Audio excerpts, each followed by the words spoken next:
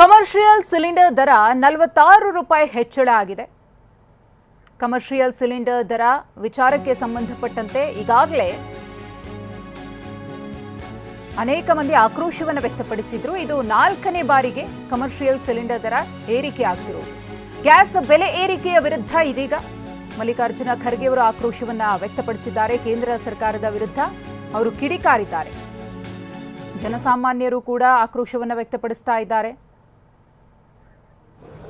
Gas ಬೆಲೆ, petrol ಬೆಲೆ, ಆಮೇಲೆ ಡೀಸೆಲ್ ಬೆಲೆ, ಪ್ರತಿಯೊಂದರ ಬೆಲೆ ಮೋದಿ ಅದನ್ನು ದಿನ ಬಿಟ್ಟು ದಿನ ಏರಿಸ್ತಾನೆ ಇದ್ದಾರೆ.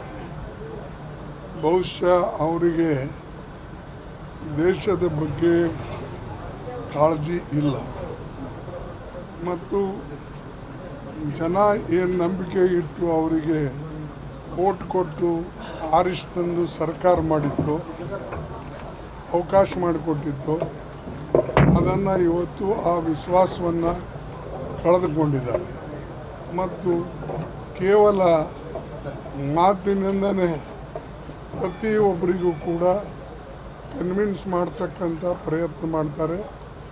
ಆದರೆ ಸಮಸ್ಯೆಗಳಿಗೆ ಪರಿಹಾರ ಕೊಡ್ತಕ್ಕಂಥ ಕೆಲಸ ಅವರು ಮಾಡ್ತಾಯಿಲ್ಲ.